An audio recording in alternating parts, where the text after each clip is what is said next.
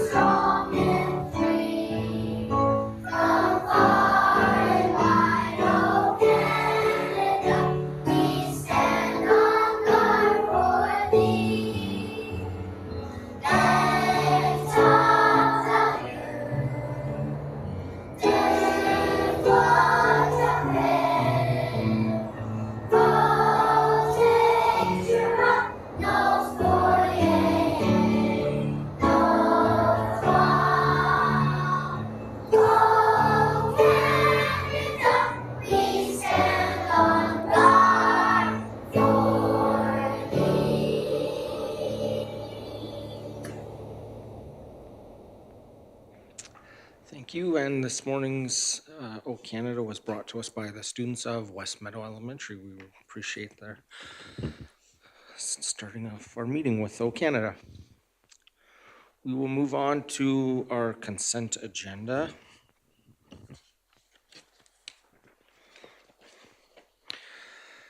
And ask that the February 23, 2026 consent agenda be approved by the Board of Trustees as presented or amended. Can I get somebody to make that motion, please? Trustee Burdette, thank you.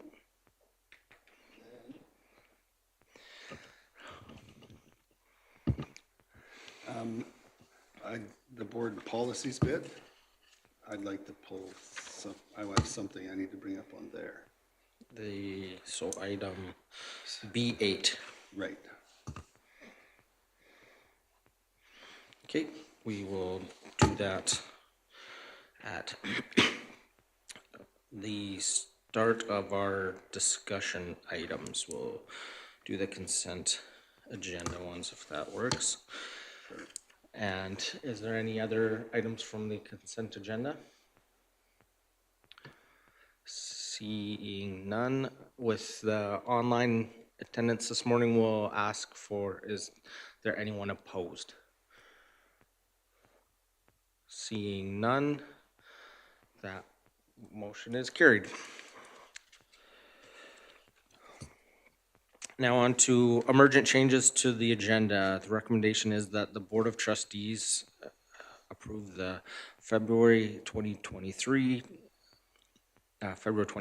of 2026 regular board meeting agenda be approved by the trustees as presented or amended. I get somebody to make that motion, please. Trustee Hodges.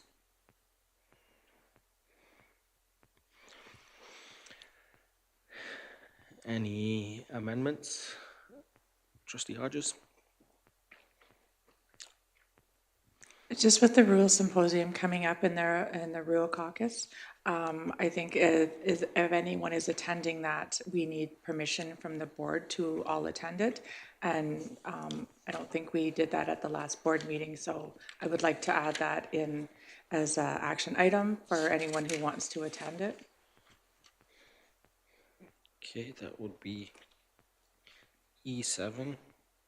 Thank you. Any further items? Excuse me, seeing none, ask again if there was anyone opposed. That motion is carried. Moving on to D, declaration of conflict of interest, that the Board of Trustees declare if they have any conflicts of interest relating to agenda items from the February 23rd, 2026 regular board meeting, and if so, should declare them.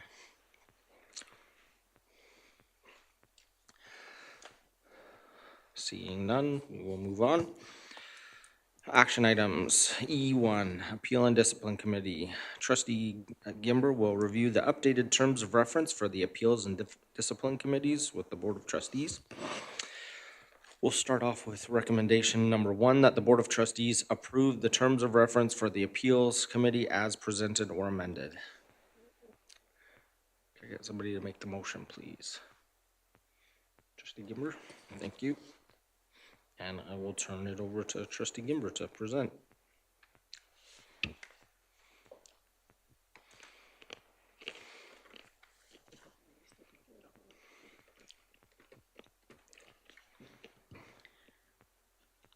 Okay, thank you very much. So the committee went through the terms of reference. They're listed here in front of you. We had to do, hold on here.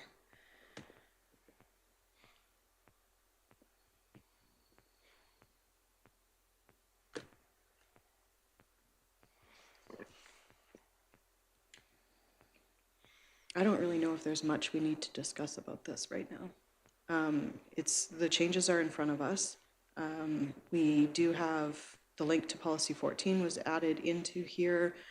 There is some changes in the Education Act and to wording that needed to be in here. And the only other thing we did was change the meeting time from 5 days to 10 working days.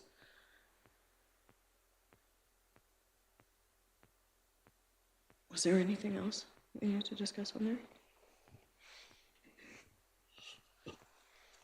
I think that was it. Not seeing any. Okay, we'll ask for the motion that was put on the table, that the Board of Trustees approve the terms of reference for the Appeal Committee as presented.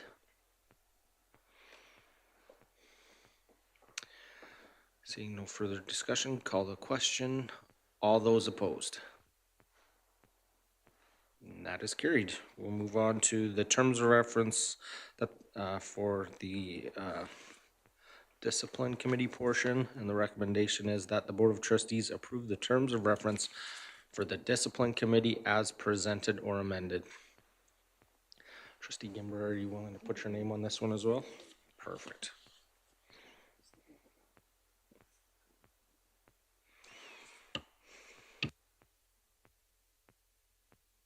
Okay, thank you again. So we met at the same time as we met for the appeals one. So the Discipline Committee, we made a few changes to this one as well. There is some work that needs to be done on our admin procedures with regards to these, just to tighten things up, I guess, make sure we have procedures that are easy to follow, easy to understand, and so this is policy, though. This is terms of reference. The things that we made changes to were the link for policy 14. We added it. We ensured that superintendent or designate is listed in there under membership, but just clarified that it's non-voting. That hasn't changed. It's just to clarify the wording in the policy, or terms of reference, sorry. And then instead of calling it meetings, we just changed the name to hearings, because the only time this committee should ever be meeting is in a hearing. So they will be convened by the committee chair, and we changed a bit of the wording that was there, and just common practice is for the superintendent or designate to actually chair that hearing. So we wanted to just put that clarification into here. And that, I believe, is all the changes we made to this terms of reference specifically. There are a few notes on both this one and the other one for policy 12 and policy 14 that just need to be, some clarifications that need to be done. So there will be a memo on its way over from our, our committee to the policy committee, just to let you know of those things. It's coming with a bunch of other stuff, so enjoy. Thank you for that. Trustee Gimmer, are there any questions or discussion? Seeing none, call the question that the Board of Trustees approve the terms of reference for the Discipline Committee as presented. And I again ask if there is anyone opposed. Seeing none, that is carried. Moving along to our draft divisional calendar. You missed one, sorry. Did. E2. E2. Awards. I gotta flip the right page, that might help. I missed a few. E2, ASBA Zone 6. Trustee Hodges will review the updated terms of reference for ASBA Zone 6 with the Board of Trustees. And the recommendation is that the Board of Trustees approve the terms of reference for ASBA Zone 6 as presented or amended. Trustee Hodges, are you willing to make the motion and present on it? Thank you.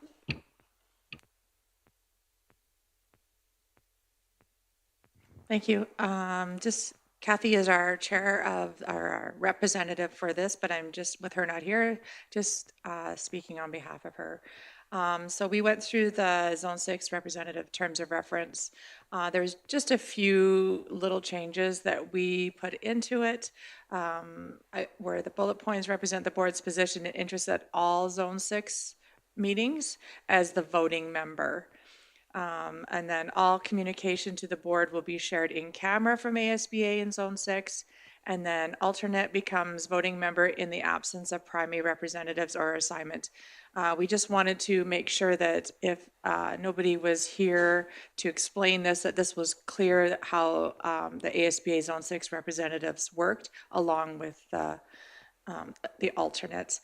And then meetings, under meetings, we wanted to make sure that we highlighted that our meetings are hybrid unless declared by the Zone 6 chair. So other than that, those are the only changes that we made to this terms of reference. Any questions for the committee? Seeing none, we'll let you off easy. We'll Perfect. call the question. Again, the recommendation that the Board of Trustees approve the terms of reference for ASBA Zone 6 as presented. And ask if there's anyone opposed. That is carried. Moving on to the Awards and Recognition Committee. Trustee Yegas will review the updated terms of reference for the Awards and Recognition Committee with the Board of Trustees. And the recommendation is that the Board of Trustees approve the terms of reference for the Awards and Recognition Committee as presented or amended. Trustee Yegas, are you willing to make the motion and present on it? Yes, I am. Perfect, thank you. Okay. And I'll just go, Kathy, Trustee Charm is the chair of this committee. So the only area that we really changed on the terms of reference is the last one. It says on meetings to be convened by the committee chair, and we took out upon the call of the superintendent because this will be done by the committee chair. So that's the only change we made.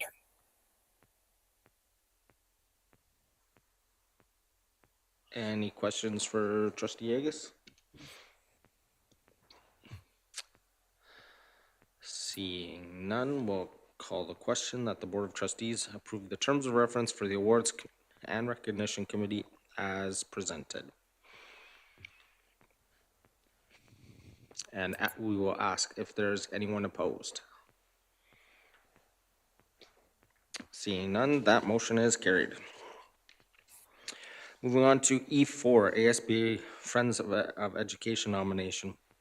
In response to the October 27th, 2025, Board Motion 25081. The Board of Trustees approves submitting Mr. Carlson's name and amazing contribution to our students and community for the ASBA Friends of Education Award. The award committee has reviewed the criteria for the nomination and bringing forth this recommendation that the Board of Trustees rescind motion 25-081 passed on October 27th regarding the nomination of Mr. Carlson for the ASBA Friends of Education, as the nomination does not meet the eligibility ASBA criteria of the award.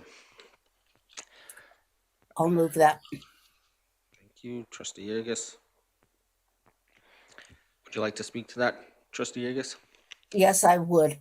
Upon looking at this, Carly decided that, or looked at the criteria, which says has a relationship with the education community, encourages and fosters education in the community. That would, we just thought that wasn't really, part of it.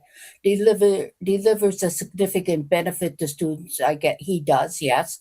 Shows leadership and competence in education in the community, and shows interest and support for our school trusteeship. Those last two were dubious. So,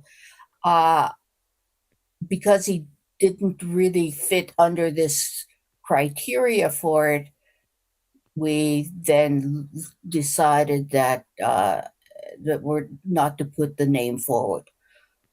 So that is one of the things that we have done at this point. Has anybody got any questions on that? Just Trustee Gimber. Yeah, I personally believe that the nominations should still carry forward. Each of those criteria, there can certainly be things that are written. It may not be as strong for him in each of those criteria places as others, but he certainly has a relationship in the education community and has for many, many, many years. So I feel strongly the nomination should continue, and let ASBA say that it doesn't meet their criteria the way that it's supposed to. Okay.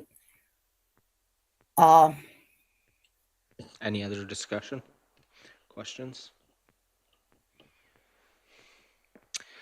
I'll just say that it's really unfortunate that the wording changed recently on this, and I think that has a lot to do with this coming forward, where it wasn't worded dealing with trustees wasn't previously in there and things of that nature. So yeah, I really appreciate the contribution that Mr. Carlson has made to the Stately community, and I want to apologize that this is coming forward at all, because I think that he's done an amazing work supporting the students in the community in Stately. So that I think this coming forward doesn't by no means diminish the work that he has done, and our need to recognize that as a board.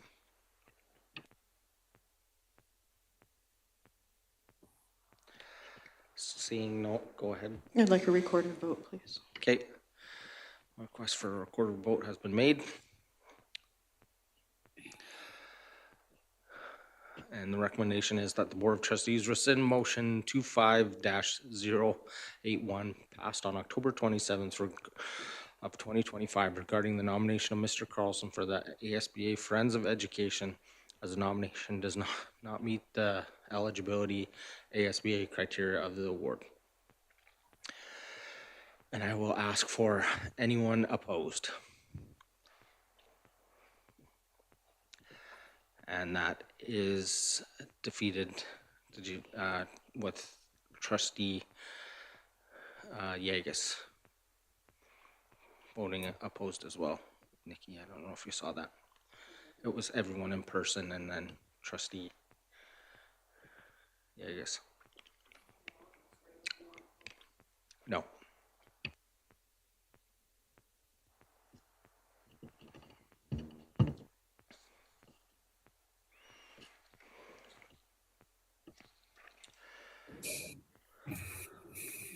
we will move on in the agenda to Livingston Division School Council Terms of Reference. In response to the tabled motion 25-133 on January 19th, 2026, regular board meeting, that the Board of Trustees motion 25-132 until the updated terms of reference from 2025 is reviewed. Trustee Long will review the revised terms of reference. The recommendation is that the Board of Trustees accept the terms of reference for the Livingston Division School Council Committee. Trustee Long, are you willing to make the motion and speak to it? Yes, I am. Thank you. There isn't any substantial changes to this from our previous meeting. As was pointed out, there was some format differences in two different places, and so now it is consistent. And everybody's had time, months actually, to look at this, so hopefully it's straightforward, but open to any trustees that want to address this and maybe make amendments.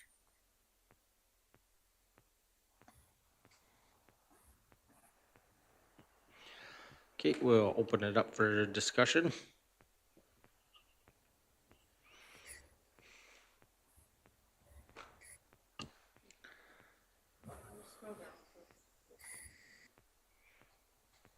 No, this is just the motion. Thank you, Nikki.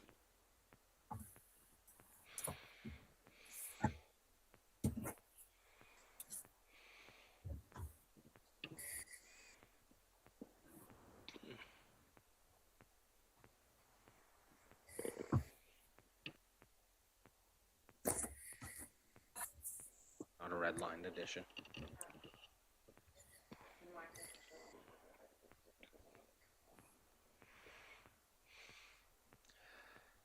Is there any questions for the committee?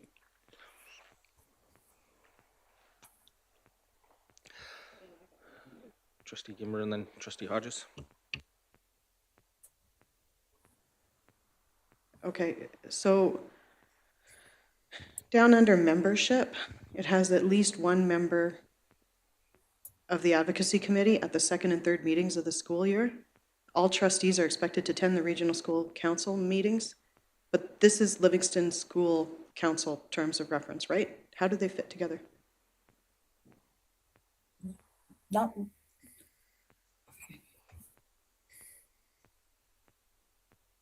Go ahead, Trustee Yegas. this is Livingston Range Yeah. terms of reference.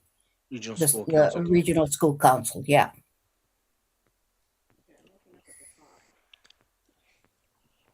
Can you scroll to the top, please? Sorry, the document name is Livingston School Council terms of reference, and I thought we were speaking to, isn't that what's in the agenda right now that we're talking about, is the Livingston School? No, it's not an individual school councils. This is, Livingston Division School Council term of reference. yeah, Division School Council, meaning regional school council. So we're renaming the committee as well? The problem with Livingston School Council is we have a Livingston school. Okay, I'm really confused because there is no Livingston Council. There's a Livingston School Council. Okay, It's just normal. 1 second. We'll ask everyone raise their hands, and we have Trustee Hodges in the speaking order. So just for clarity, so on our agenda, it says Livingston Division School Council Terms of Reference. But what's presented to us is supposed to be the Regional School Council Terms of Reference. Are you suggesting a name change to the Livingston Division School Council Terms of Reference and not Regional School Council anymore? That's where we're confused by what we're speaking to, because in our policy and our committee, it's the Regional School Council. But here in front of us on our agenda, it says Livingston Division School Council Terms of Reference. Lori, on the top, it says Regional School Council Committee Yeah. with responsibilities as outlined below. So we'll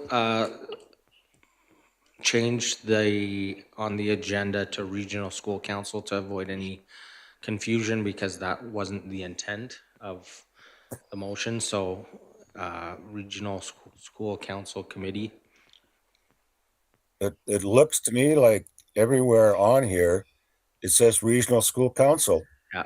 So In I'm not sure what the problem is. Yeah, it's in the package, Greg, and on what what was sent out was changed to that. So, Yeah. well, seeing that we have regional school council committee now, I think that provides clarity to everyone. Trustee Hodges and Trustee Gimber. Yeah, so that was my question, was a suggestion for a name change, but if we're leaving it to the regional school council, then that's completely different. So that's fine, thank you. I'm not sure Trustee Long, you just where want, did you get the idea we were changing the name? okay, Trustee Long, we have Trustee Gimber, and then I'll go to you. Thank you. So when this came forward last month, I had mentioned that the updates from August 2025 were not incorporated into this terms of reference yet, and they're still not in here. The terms of reference from 2025 are still, like, the updates that were made are, like, we're going backwards in time by this one, which, I mean, I guess we could, but there's a lot of important things that were included. I don't know. I'm not in favor of this. It's not, it doesn't support the changes that were reflected before, and I think it's confusing. The document is named something different than what Regional School Council actually is. I have Trustee Long, and then Trustee Hodges, and then Trustee Yegas. Yeah, I'm not aware of any changes we were supposed to make. Trustee Yegas and I sat down together a few times, and this is the terms of reference we developed. We weren't thinking about any changes that anybody had told us to make.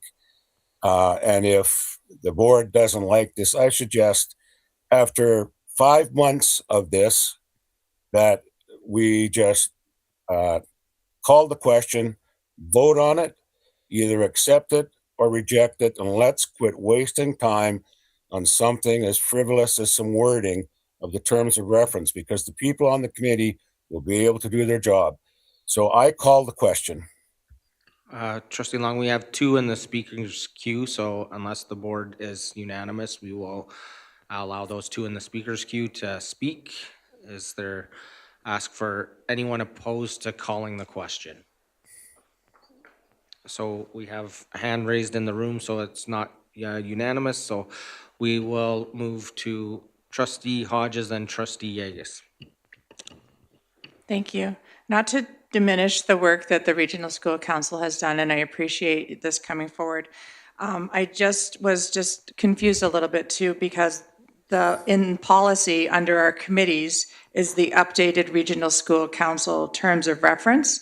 And so although some of what was presented to us is there, some of what is in the policy isn't. And so I think that's where we're having a little bit of trouble understanding, because some of it is taken out and some of it is needed. And so that's, I think, where the struggle has been with the updated policy that's already in our board policy, the terms of reference that was just passed not that long ago. So I think that's where I guess wanted an explanation of why you felt the one in our policy didn't reflect what you wanted and to the changes that are made to this one that's being presented today.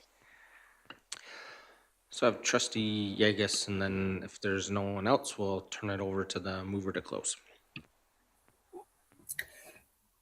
I really don't have much more to say. Thank you. And we will allow Trustee Long to close. Yes, thank you. Yeah, this is what Trustee Yegas and I sat down and worked on. It's our committee. We didn't get any input from anybody else, and this is about the fourth time this has been at a board meeting, and at none of those board meetings did somebody specifically say, we would like to see this in there. Never. It's always just been, well, something's missing. So something's missing. So let's vote on it, and I guess we'll do it again. Thank you. With the closing, we will ask if that the Livingston Range Board of Trustees accept the revised terms of reference for the Regional School Council Committee as presented, and ask for if there's anyone opposed.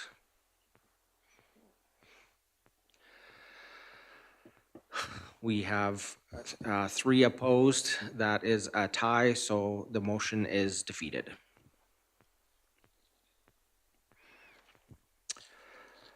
Moving on in our draft division calendar, Superintendent Beaton will present the draft copies of the 2026 to 2027 and 2027 to 2028 LRSD division calendar for information and discussion. It is the recommendation of the board approve the 2026, 2027 and draft 2027, 2028 LRSD division calendar as presented or amended. Can I get somebody to make that motion, please? Trustee Hodges, and thank you, and we'll turn it over to Superintendent Beaton. Present. Thank you, Chair Toon. So I'm going to start this morning with the document that's titled the Calendar Executive Summary. I'm not going to go through the entirety of that document, other than I wanted to highlight a couple of points. Obviously, when we build a division calendar, there are a number of elements that we need to take into account. The number of instructional hours that are required in the elementary schools and our junior senior schools, our PAT exam schedules, our diploma exam schedules, and then ensuring that we have a balance between semesters as best as we possibly can.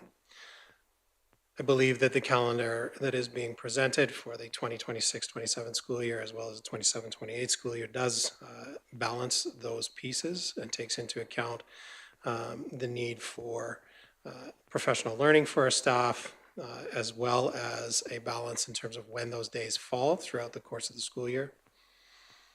I'll draw your attention to the calendar survey results, which is item C in your document. We had 473 parent respondents, 256 staff respondents, and the overwhelming majority of both of those groups supported the calendar as presented. 83% of parent respondents and 85% of staff respondents were satisfied with the calendars as they were presented. A couple of highlights that I thought was important to bring out. Parents expressed a desire for more instructional time and fewer breaks through PD. And if we were going to organize professional development or learning opportunities for staff, that where possible, they be on Fridays, as the majority of our buildings have early dismissal on Fridays, and so there's less time lost to instruction. Quite a few respondents in the draft calendar that was originally sent out in the survey. The November 11th week, so the week of Remembrance Day, there was no classes for students at all. There was a couple of professional development days organized in that. But many of the respondents from both the parents and the staff expressed opposition to that full week off. There was a variety of reasons for that, but I would say that there was mixed reviews about that time and being positive. And so from teachers, there was comments about losing traction with instruction, and same with parents. There is a very strong desire amongst all, both staff and parents, to align school calendars within communities, so that where there are two schools in the community, that both are operating with similar professional development and learning opportunities, so that they can coordinate for families as well. So that will be something we work on through the course of this spring. The only change that I made prior to this meeting with this calendar You can see it if you turn to your PDF copy of the 26-27 draft calendar. There are two things that I'd like to note. First, with the Labor Day being late in September, it falls on September 7th in 2026. There was a strong desire from parents to start after Labor Day. However, in this calendar, starting after Labor Day creates a lot of pressure in terms of instructional time. So we will be starting on Tuesday, September 1st. One of the questions we asked families was the preference between August 31st and September 1st. And even though it is only one day, there was a big desire to start September 1st. And so we've adjusted our new staff and beginning of the school year activities with our teachers so that we will start on September 1st. The second thing of note is the week of November 9th through 13th. The 9th and 10th of November will be instructional days. That was something that was requested from parents. That was something that was requested from teachers as well. And then the 12th and 13th will be non-operational days. That also reflects what other divisions in the zone are doing also. So it's in line with other divisions in the South Zone as well. All of the PAT and diploma time is scheduled. There is a balance between first semester and second semester, and then there's also a balance in terms of instructional days. In fact, we've increased the instructional days in this calendar over our 25-26 calendar. And then the 27-28 calendar in draft is virtually identical. However, with Labor Day where it is in the 27-28 calendar, we can start after Labor Day in that school year. And so we've adjusted all of our activities at the beginning of the school year to reflect that change as well. And I'm open to any questions should you have them. Trustee Hodges? Thank you. I saw in the parent survey, which was great to see so many parents respond to it, but there was a question, or in here it was suggested to try and do it across the division, trying to have as many days off as possible together. And so I just wondered how that would work, because elementary can request extra days off. And so in trying to facilitate the high schools and the elementaries all kind of corresponding, was there a conversation with principals to have a conversation with all the schools, or was there a way to facilitate that? There will be, yeah, and it's a good question. So when we presented the draft in February to our administrators at our admin council, we did let them know that there'd be more conversation next week when we have admin council, and in April, of aligning all of that together so that we're not having days where our elementary has no class or our high schools have class. It does present some difficulties, we'll say, when we get into exam time, obviously at the end of the year when our high school students are writing diplomas, but we're going to do our best to align as much as we can.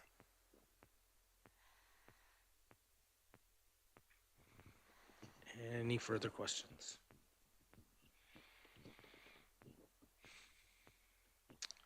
I had one, if no one else. With the change in the previous year to, in this current year, to not having the week off in November, one of the things that the board discussed previously was collection of data on attendance during that time. Is that something Yes, that is something that I want to do. Yeah. So yeah. Because that was something as a parent anecdotally, if we don't take it off, those that are want to are just going to, because it's only 2 days. So wondering if that adversely affects the learning environment if the majority of students are away and they can't continue on learning, then making adjustments to future years. So yeah, it's good to hear that information will be coming forward. And I think there's two things. The data for that November week is important, but also looking at it in terms of increased instructional days on this calendar, I'd like to see how that improves or impacts our overall academic results. So that'll be something to watch as well. Perfect, thank you. And with the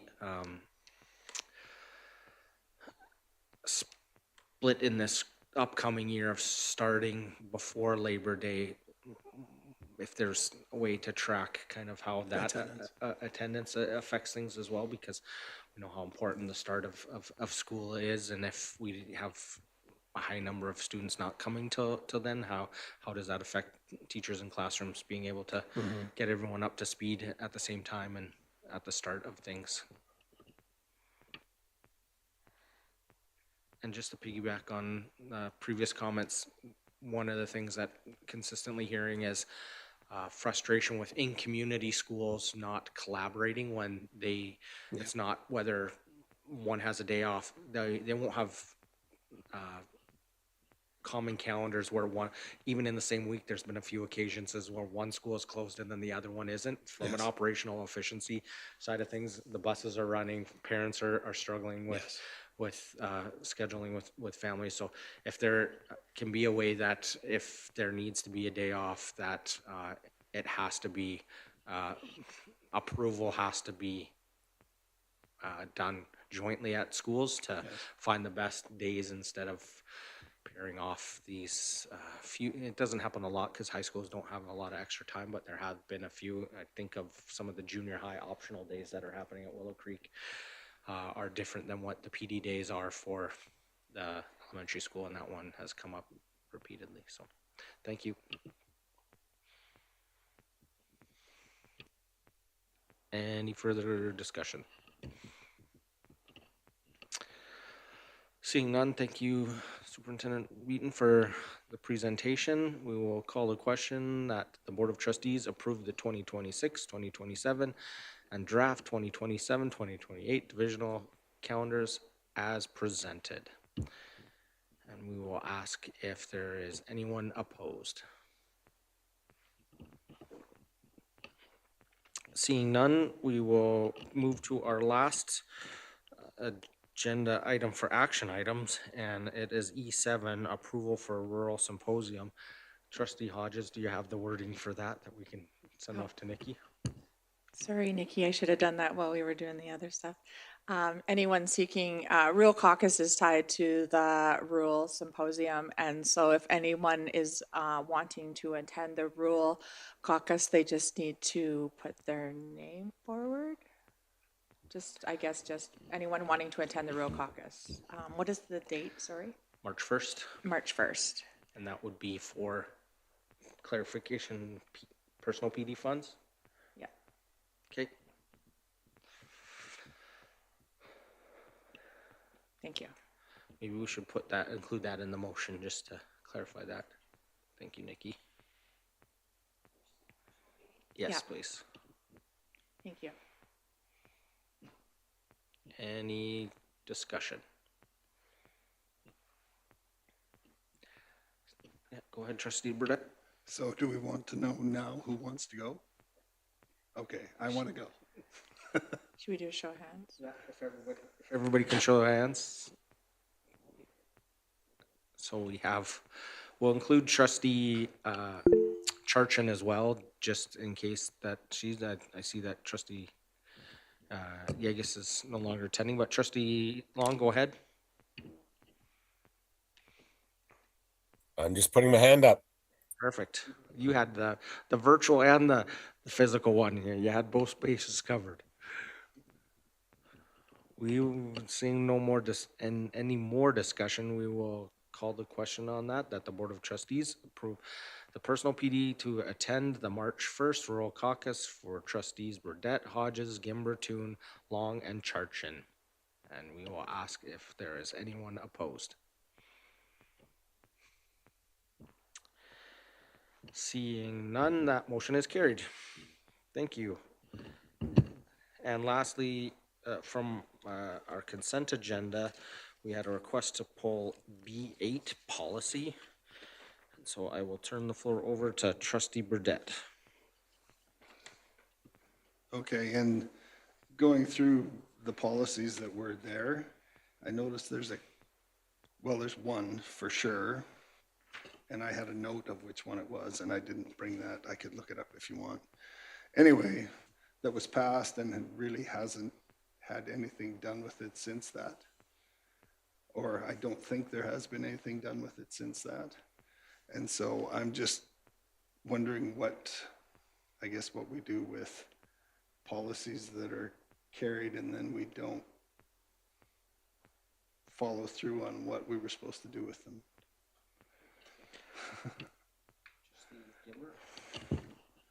Yeah, so we have a committee, the Method of Accountability Committee is the committee that has gone through all of the last 4.5 years of motions that were made, and we have a list that will be coming forward to a meeting of the whole to go over things that need to be addressed or discussed. So you'll get to see that soon. All right, I'll just make a note of the one that I saw and hope it's on there. We will Okay.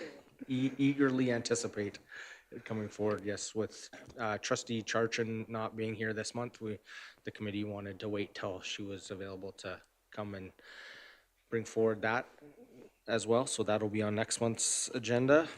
If there isn't any other items for that, I think we should not jinx things and take a quick 5-minute health break and then move on to our discussion items with Mr. Perry on our budget review process.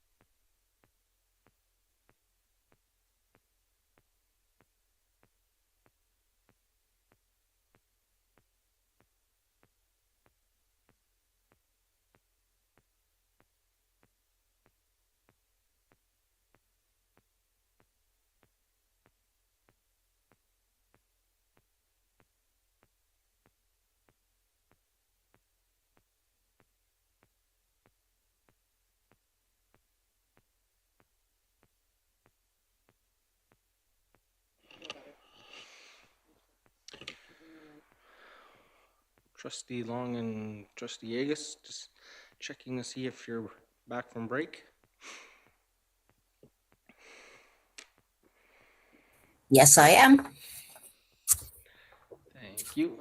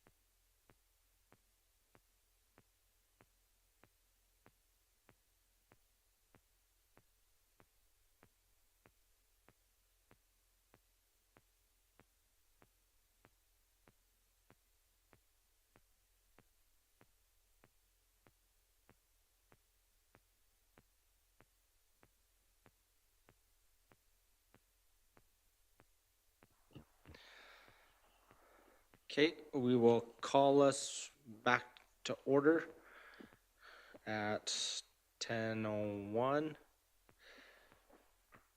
and we will turn the floor over to Mr. Perry for budget review process. Okay, thank you.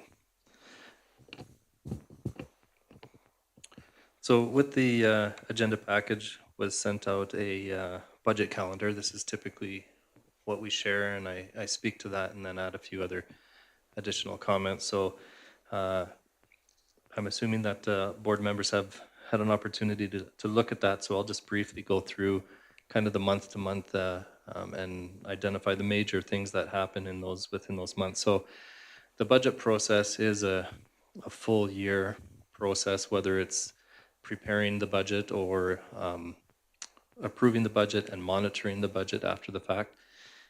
We start in January, which is when the Alberta Education and Child Care require enrollment projections for the following September. That's quite a ways away from when the actual students are coming in the door. So there are some challenges with that type of projection. But our schools do the best that they can to take into consideration the students they have, the students that are outgoing, students they anticipate incoming, and so forth, and provide those projections. The reason they provide those projections so early is so that Alberta Education and Childcare can utilize those numbers to assign a budget to us, which we receive in February. So in February, from a divisional perspective, we begin having conversations. One of those is how we allocate instructional funds out to schools. And we have a formula that will come to our next board meeting, and we'll share that with the board. We discussed that from a senior admin side of things, and in early March, we will take that to our administrators and then to the board in the board meeting in March. The other thing we do in February is we begin looking at what the priorities are, the goals of the division, and start having those non-financial conversations with regards to budget and programs. In March, we have, like I said, the allocation formula goes to administrators for feedback.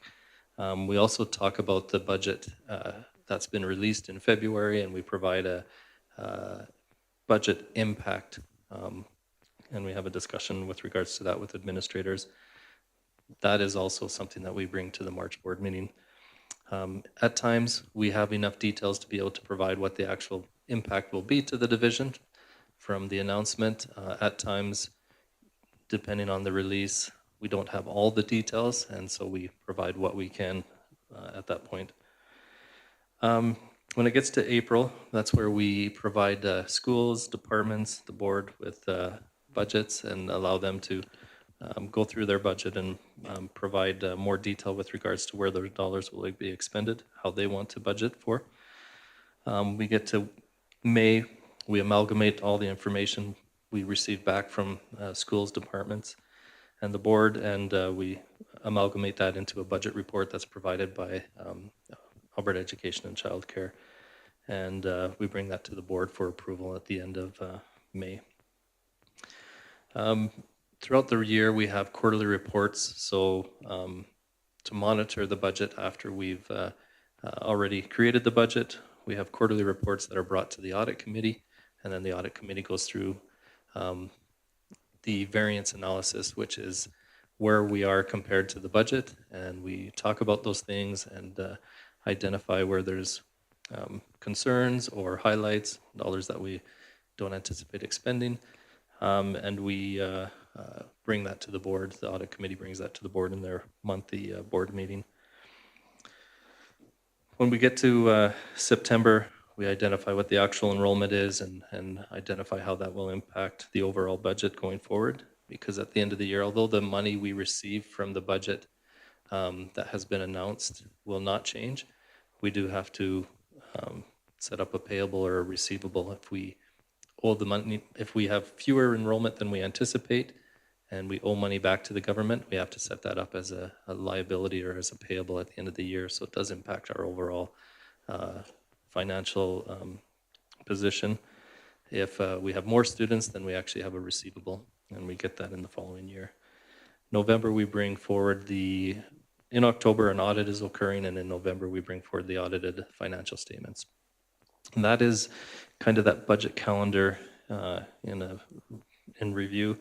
Just other things that I wanted to mention. I did mention that we always have non-financial conversations prior to the financial side of things. So as an administration team, we review the board mission, vision, core values, division context, Alberta education and childcare outcomes, feedback from stakeholder engagements that have occurred, and board established priorities and associated goals. Most of this is information that's found in the AERR. And so we review that information prior to having the conversation about our key strategic actions and priorities. And these are the things we evaluate: what has the highest impact on the results, and prioritize some of those strategies to go throughout the schools. So every year we then determine what the resources are after we've had that conversation and balance the budget, and then again monitor the budget after that. So there is a puzzle that you have to go through as you monitor the non-financial, the goals, the priorities, and things of that nature. And then you have to identify what the actual resources are that we have and what we can do. And so that's what we bring forward to the board in May. Anyway, that's a synopsis of the budget calendar and the budget process. I'll take any questions if there's any that you might have.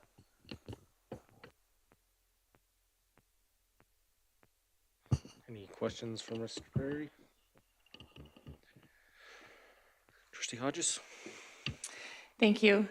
Just looking at the budget calendar here for in February, board review of priorities and trustee budget.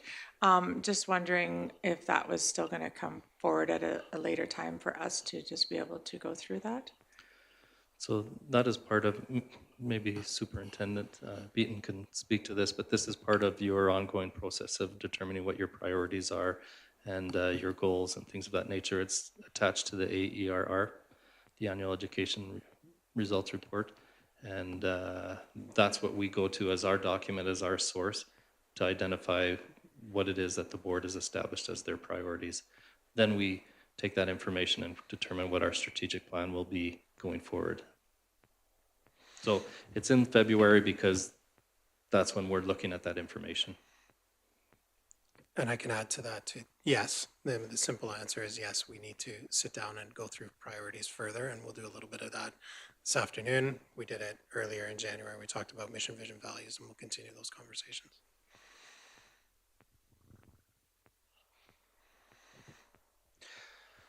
Okay, thank you. question I have, Mr. Prairie, is with the proposed projected budget, everything is looking like the 27th of February is. Can you just articulate how challenging it is when we hear that there's going to be big changes this year coming with to fit into the time frame that when the province announces it to when the expectation, even if they do provide an extension, the time frame to really get all those, it's a lot of dots on the calendar and on a regular year, and when there's wholesale changes possibly to the funding and what that could potentially look like. Can you just speak to the extra challenges that brings when there is bigger changes in the budgeting or the amounts? For sure. Yeah, we do know that there's going to be significant changes in the upcoming announcement. We already have heard of additional funds that we'll receive for classroom and complexity, and so we anticipate that more information will come in that in the budget announcement as well. The biggest challenge with timing, I guess, is understanding what the impact is to the division, and so it really depends on how much detail is provided in that announcement. In past years, we've received the announcement and potential information with regards to what the allocation will be to jurisdictions, but we don't have all the details, and so the funding manual comes at a month after the fact. And although, you know, the funds that you receive from the provincial announcement are what they are, you get those funds up front. Like I said before, if we have less enrollment, more enrollment, then that's a significant impact on the annual budget. And so we have to take all that into consideration. So we like to see the details of the information, and if it takes longer for them to provide that, then it's more challenging for us within the tight time frame. So Thank you for that. And I'm going to put you on the spot, Superintendent Beaton, to speak to the challenges to help us better understand as governors from an advocacy point, the challenges in staff recruitment and retention when we're making decisions a lot further, like now, as compared to when, as Mr. Perry spoke about, we have all the details of what the funding looks like, how challenging it is to populate the staff of the schools, not knowing everything that is going to happen and not having reserves where we could facilitate stepping in either one direction or the other to fill those vacancies, and not having that context that was previously available for us to mitigate those changes. Sure. I think it's important, before directly answering that question, that I couch my comments in the understanding that recruiting in a rural school division is difficult at the best of times. And I think the timelines that we are sometimes provided with, just because of the bureaucracy of developing the budget and then developing the funding manual, presents some very strict timelines for us as well. I'll speak to it specifically. We received word 2 weeks ago that the division was receiving funding to address some of the complexities we have in our buildings. As soon as we got that information, we started talking about recruiting, because we know everybody is going to be recruiting for those same folks. So that process has begun. We've already begun working with our administration to look at vacancies that they might have within their buildings. We've done internal transfers and started that process with folks that are interested as well. But it will be it's a competition to get the best folks that we can into the division. So going to the University of Lethbridge and talking to those graduates is important. We've got a great relationship with the U of L and with our practicum students. So hopefully we can entice some of those folks to come in. But at this point, we aren't anticipating significant vacancies in teaching staff. There will be a few that we can manage internally, and we will have to bring on some temporary contracts, but we don't anticipate a huge hiring process through the spring, just due to our enrollment numbers and to our anticipated budget numbers. So the timelines are very difficult to meet at times. There is a shortage of teachers in the province, and Premier Smith has alluded to that and has looked at different ways to decrease the time required for certifications. I think more information will come out about that in the budget, but we will have to act very fast once we have our numbers and once we have an understanding of what we will be able to do in terms of hiring. So we have things prepared to go as soon as we can. Thank you for that. Really helps provide context when we're speaking at both with our local and provincial elected officials to have the administration background on that. One of the things that we've struggled with when speaking to the government is those targeted funds are great, but as you said, the amount of vacuum that the larger urban areas pull from when we all get the same type of funding at the same time. We've asked that there might be some staging in when announcements or things or differences in flexibility of the funding for rural areas, because we can't compete when it comes from provincial wide and there's only so many available people to fill those positions. It's hard to get the people to come out to the rural areas. So no, that's really really a struggle that I know that administration is doing a phenomenal job addressing that. So appreciate all the hard work that and long hours that it's going to be this budgeting season with everything that's coming down the pipe. Is there any further questions around the budgeting process? Thank you for that, Mr. Prairie. We got you on the hook for the next couple more. So if you want to go to value scoping for Livingstone School update. For sure, thanks. So in 2025, we received pre-planning funds for our number one capital project from our capital plan, which is Livingstone School. The funding that we received was $50,000, and it was for pre-planning activities for the project down the road.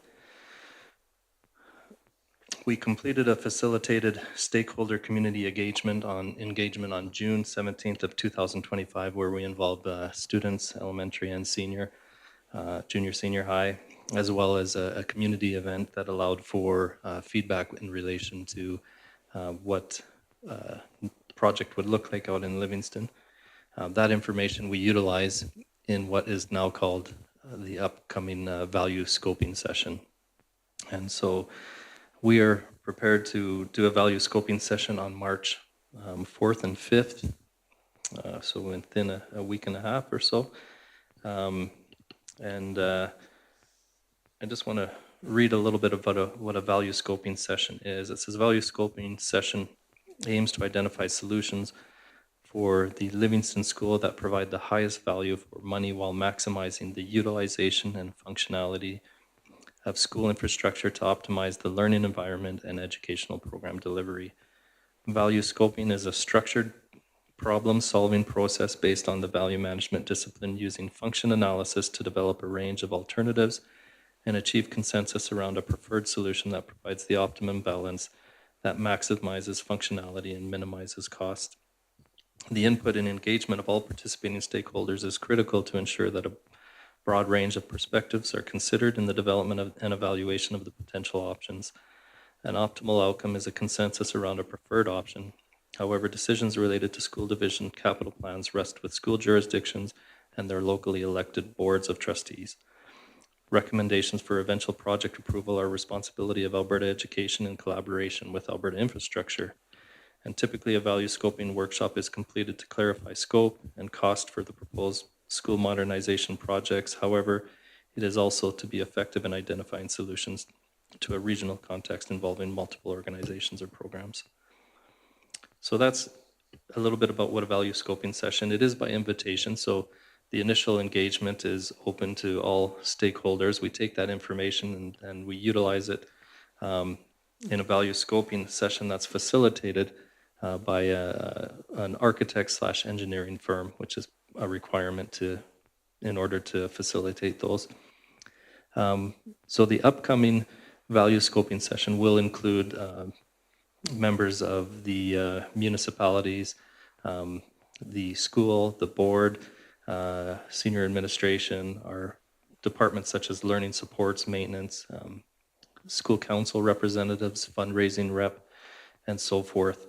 Invitations have gone out for those individuals. The process for determining the facilitator is gone through a tender process in which we received 3 submissions and have measured and those against certain criteria. Some of that criteria is there's required criteria. They have to have experience in Alberta. They have to have experienced facilitating value scoping sessions. They have to provide a delivery method that demonstrates their ability and competency in the process. They have to meet our timelines. They have to have qualifications as far as experience, their team makeup, and references is a big point as well that we call references in relation to the process that they've gone through. The final item is we evaluated against price as well. And when you take all those things together and quantify what the score is, the successful candidate was Stantec out of Edmonton, resulted in the highest score. Some of the things that we really liked about Stantec is they were very professional and detailed description of their service delivery and the scope of the project. The phone interview established confidence in the process and the people involved. The organization had the ability to meet our timelines. They have relevant experience within the K-12 systems. They're a larger organization that's qualified team members and the ability to draw on extended expertise, as well as in my reference checks with this for this company, they've spoke very highly of the process and the individuals involved. So it was clear to us that Stantec was the appropriate choice. Again, we'll have a 2-day event at Livingstone School with those that have been invited to go through that process, and at the end of the day, we'll come out with what we hope to be a optimal choice as to how we go forward in the Livingstone School. So with that, if there's any questions, I'll take any questions.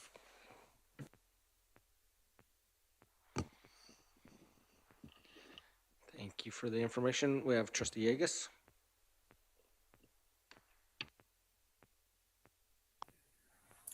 Yeah, could you please repeat the name of the company that you have selected? The name of the company is Stantec, and they are out of Edmonton. Stan? Stantec, Stantec. Yeah. They're a larger company. They're worldwide. They have offices in, they actually have offices in Lethbridge, Calgary, Edmonton. The group that submitted a proposal is out of Edmonton. Okay, also, when you say it's on March the 5th, 4th and 5th, is this an all-day process, and is it at the divisional office? It's a 2-day process, and it will be held within the community of Lundbrick. Okay. If we can do it in the school without interrupting the operations of the school, that's the preferred. Okay. But we know Livingston has limited spaces, and the space is not necessarily large. And so we may have to use the community hall, but right now we anticipate doing it in the school if we have the ability to do that. Okay, sounds good. Okay.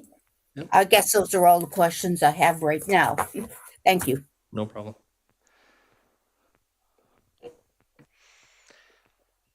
Seeing no other hands up, thank you, Mr. Prairie. And move on to F3, community group and society requirements.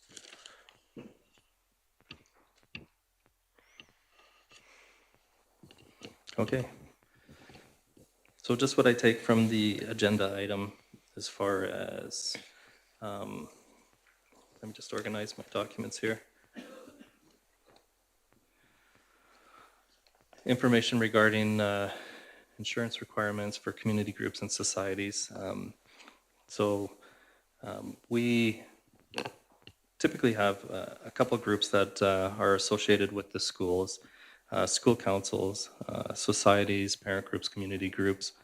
And in relation to insurance, it can be a little different depending on the group. So I'll just speak a little bit to school council. And school council, based on the school council regulation, has an advisory role within the school.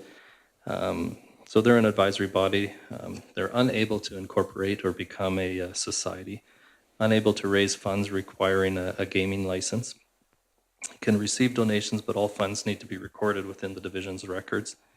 And so their main goal is not necessarily to raise funds. If fulfilling responsibilities under the school council regulation, then school council is covered under division's insurance policy.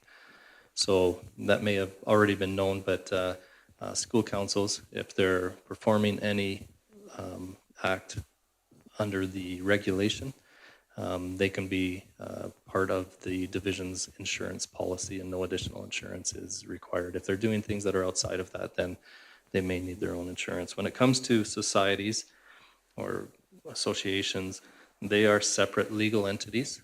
They're not in the control of the school or the division.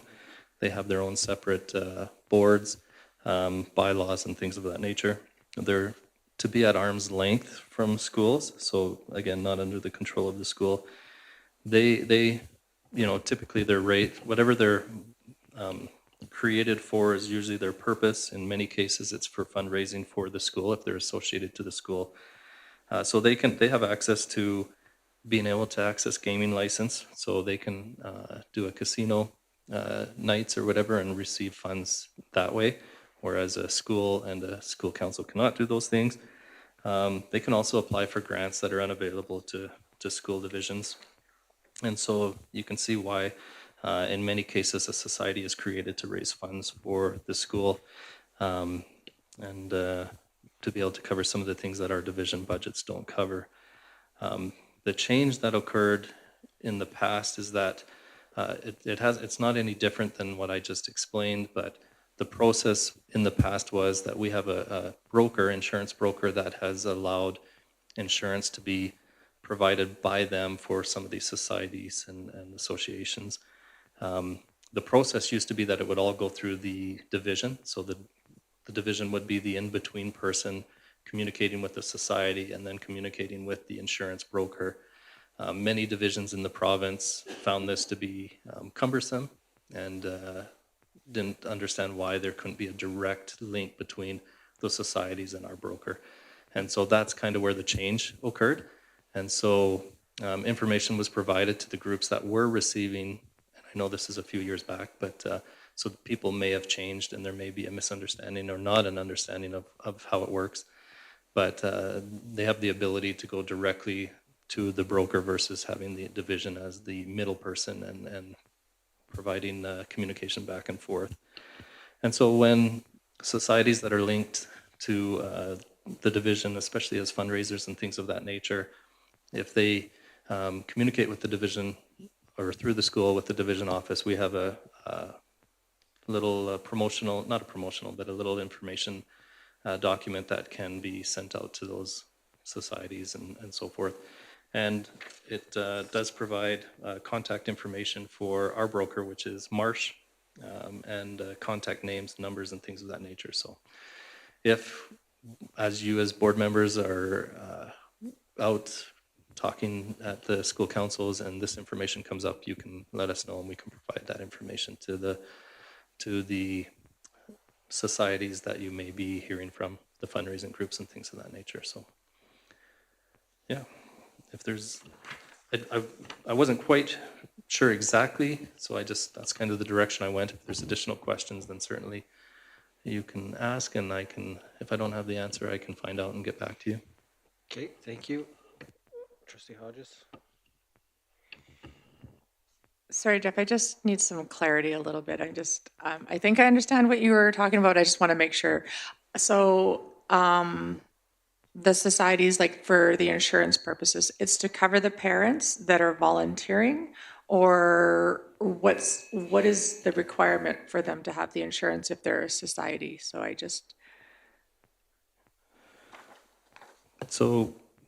we don't determine, because they're a separate legal entity, we don't determine what's required for them for insurance. But some of the things that this pamphlet provides, the types of insurance is directors and officers liability insurance, which covers those individuals that may be on the board acting in good faith. If a lawsuit or something is brought forward, then it can protect them.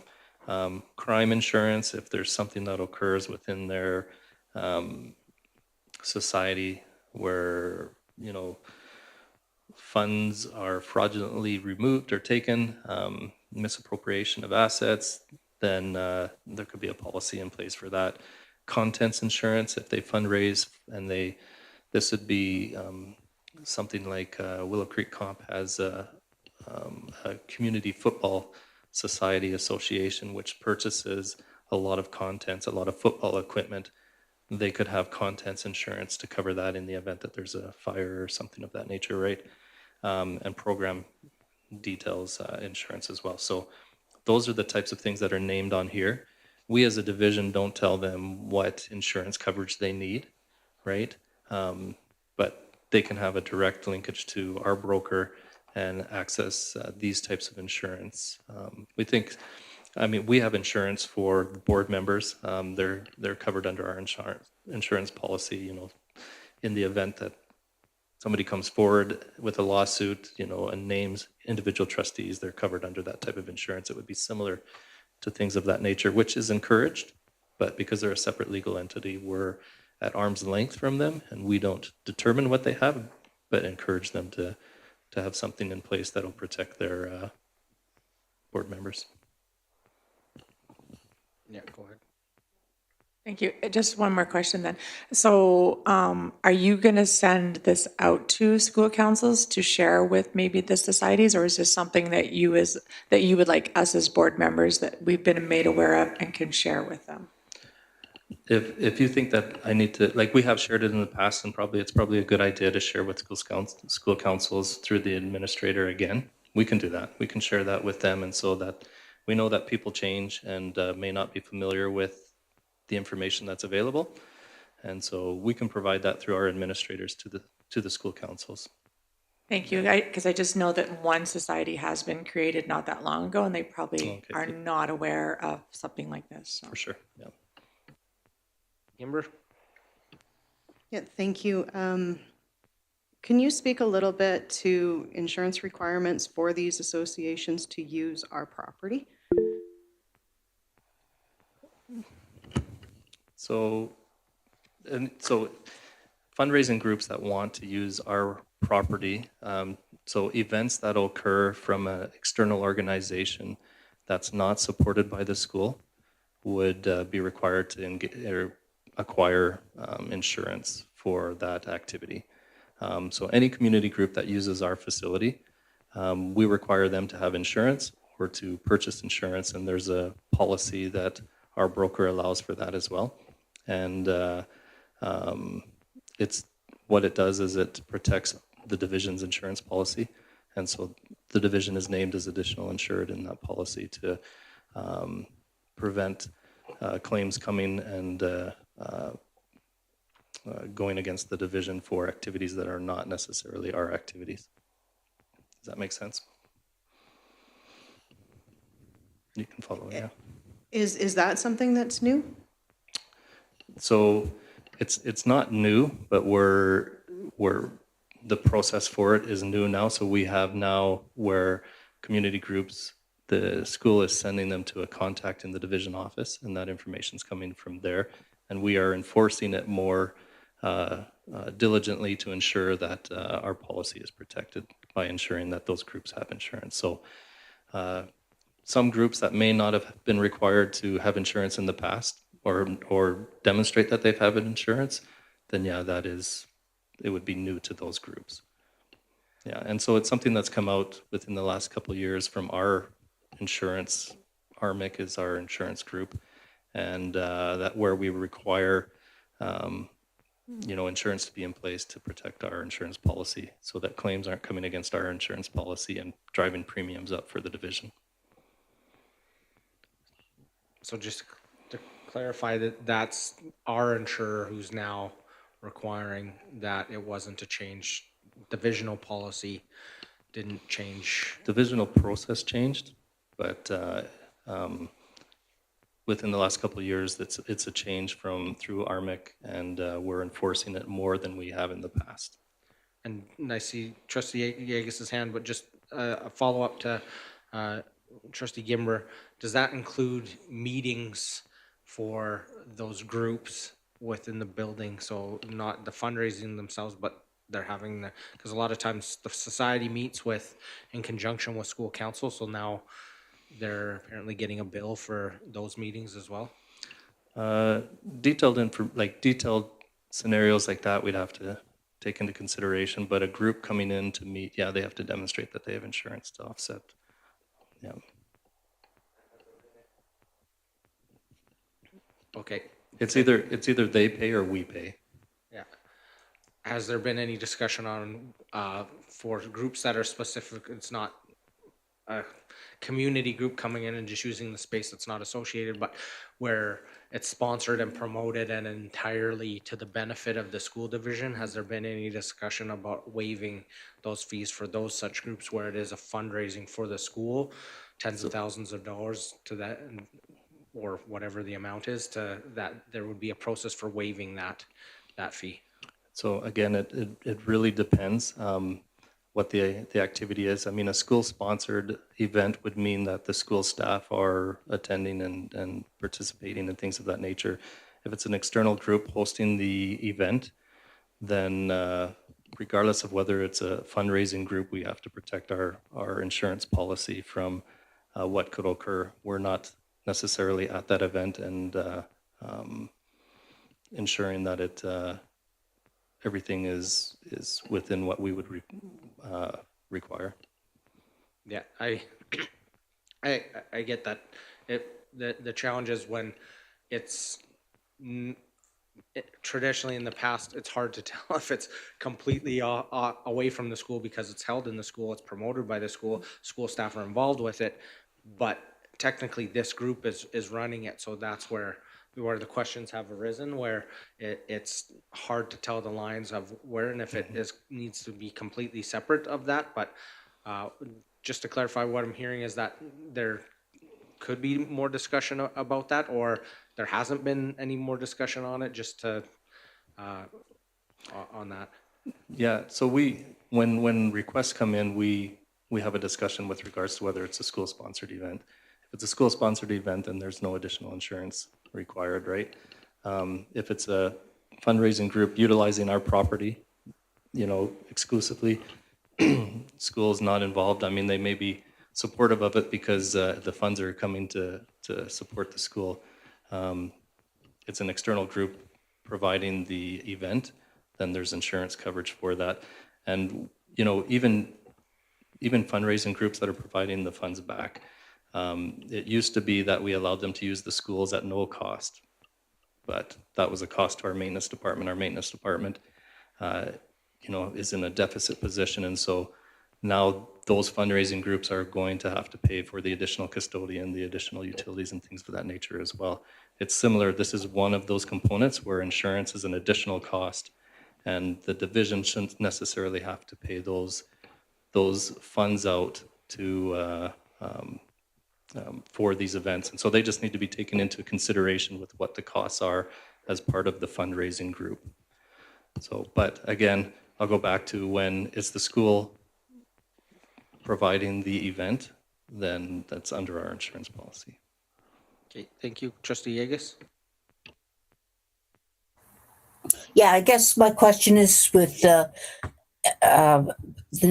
if groups that are not part of really of the school council, but are raising money for the sports, which are they are independent. Do they know about this, and how do they get their information?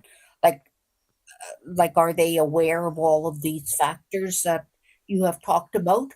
Because I do know that the membership changes quite often by year. So Yeah, for sure. So we have put some documentation together and continue to improve the process. We've communicated this with all the administrators, so the administrators are aware of the change to the process. And but where we might be falling short is, the contact is with the division office, and so they may just be giving out that contact number and not have the information that, you know, at least new groups or new people may not have the information in relation to what the process is. So that's probably where we need to spend more time and ensuring that we have, you know, frequently asked questions or documentation that can be handed out by the schools to those groups that are trying to use the school and facility. Thank you. Thank you. If there isn't any other further questions,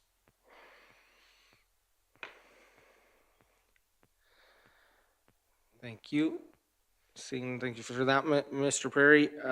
Just before we go in camera, I'll take a quick 5-minute break here to allow us to change over. If you want to just pause the recording for a second, Nikki.